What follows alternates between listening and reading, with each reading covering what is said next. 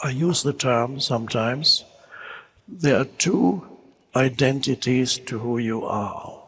One is the form identity. Form means physical form or mental, emotional formations.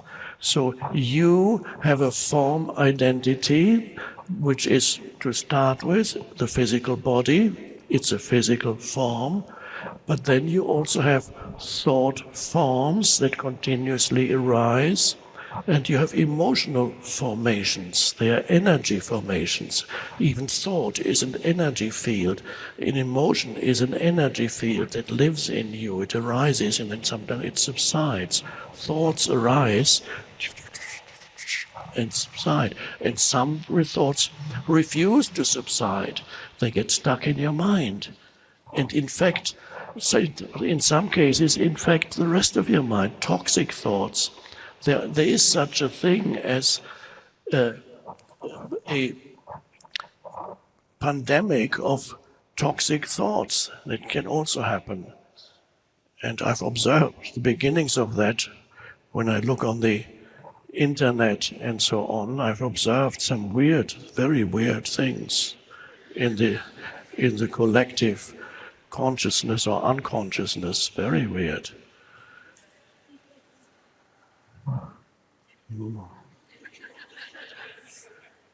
Are these people totally insane? So, this is an enormous liberation. So, the form identity is, as I said, physical form, mental, emotional form. For most people, that's all they ever experience in their life. That's their life. They're completely identified with their physical form and their personality, which is the conditioning of their mental, emotional field. That's the person. That's me. Me. People talk about pronouns. Of course, everybody's favorite pronoun is I. So you can put that on your Facebook. Favorite pronoun, I, because that's the one I use all the time. I. Everybody says I. What do they mean? What do they... No, in most cases they refer to this entity, the conditioned mind, the conditioned entity, I. Everybody says I. The favorite word, everybody's favorite word. And so most people spend their whole lives trapped in this conditioned existence. Conditioned because who you are as a person, even who you are as a physical form, is determined by the past. All the ways in which your mind and your emotions have been conditioned since childhood. So that gradually the certain forms of conditioning get lodged in your mind, and those are the thoughts that create your world view, how you see the world, how you interpret events, how you interpret other people, your likes and dislikes, and your fears and your ambitions and your desires, all determined by the conditioning of your mind, which is determined by the past, your past experience. And so that's the form identity. Now, your other identity, which is deeper and infinitely more real, that is the realm of spirituality, to discover that. It really is also the realm of religion, because religion should and really in its essence is codified spirituality. Spirituality has become structured, but often the structure is so heavy that the essence is lost. So the other identity, that's the spiritual realm, is, I call that your essence identity. So, for the sake of our argument here, let's just say this is not ultimately true, but it's an approximation to the truth, Let's say there are two of you here. There are two of you. One is the person, conditioned entity. The other is the being, the unconditioned consciousness that you are. The person is a conditioned consciousness, and they're not separate, but they're very different. In every human being, there is the unconditioned consciousness also, but most humans don't know that. So it's latent or dormant still in most humans. Your essence identity. To awaken to your essence identity, that is spiritual awakening. That is the beginning of liberation. Religions use all kinds of terms, but they all refer to that. Some religions talk of salvation, some religions talk of awakening, some religions talk of liberation. They all point to the same thing, the possibility of living in and through a different state of consciousness. That's all really, that's the essence of all religion, expressed in different words.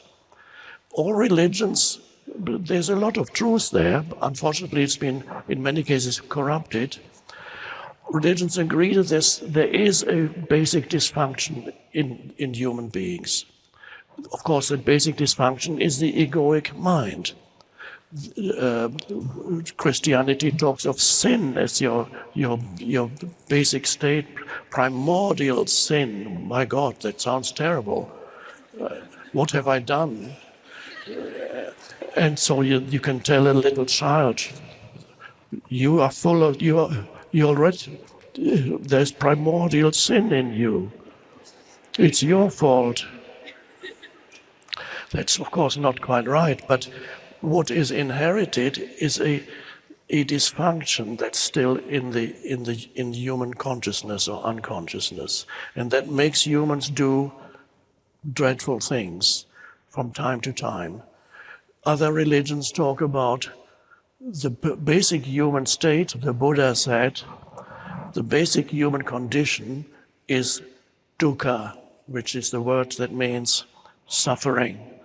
Buddha said, wherever you go, whatever you do, very quickly you will find dukkha, suffering. Things will go wrong. What thing might make you happy today, the same thing that makes you happy today, tomorrow or in a year's time, makes you unhappy.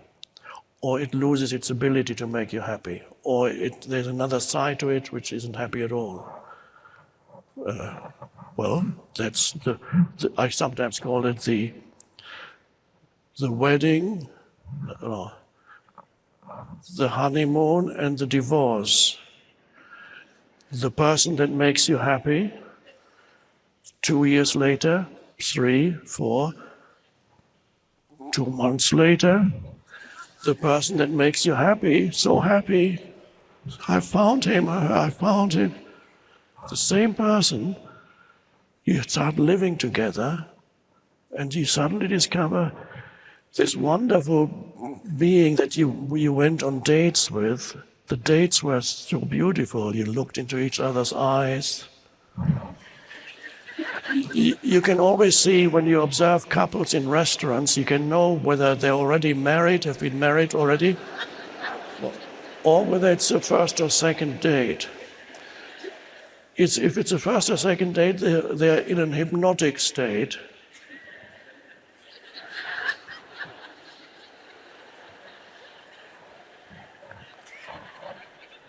Wonderful. And then you start living together. And one day, this wonderful being suddenly turns into something completely different. So you suddenly have this aggressive, dark, destructive entity. And you go, oh my God, who is this? And then I've made a dreadful mistake.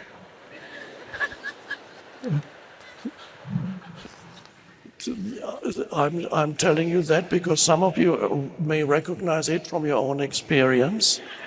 I can tell by the laughter. This is just an illustration of what the Buddha was talking about. No matter what you do and where you go, you will encounter dukkha, suffering. That's the traditional translation of that term. Dukkha is suffering. You can also call it unsatisfactoriness, unhappiness, the most generic term, or misery. Misery, unhappiness, unsatisfactoriness, a sense of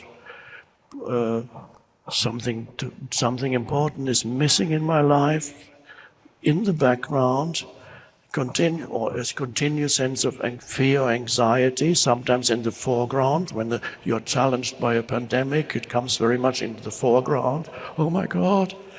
And then it recedes into the background, but it's there. It's there. For many humans, a continuous state of unease in the background of their lives.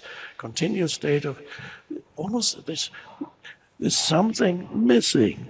There's a sense of I haven't arrived yet, because many times you think you have arrived, like the first and second date. You think you have arrived. Oh no, that wasn't it. And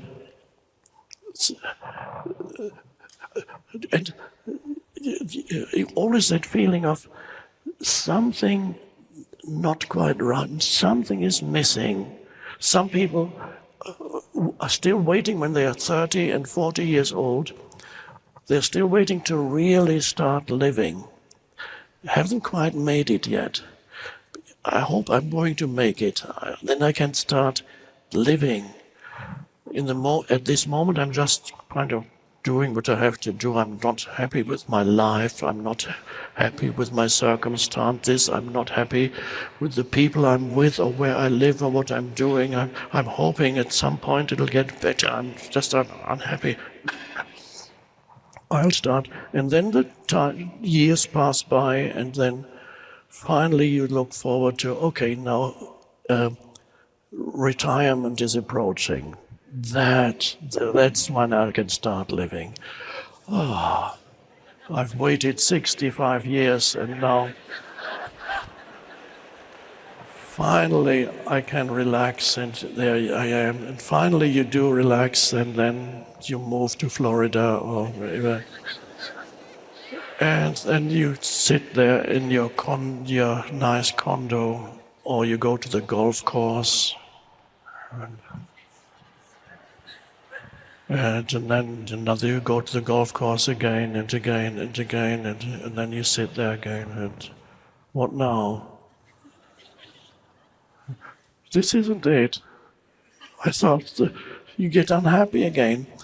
Some people die soon after they retire because there's nothing to live for anymore. At least they had their job before. They've been waiting, the waiting game.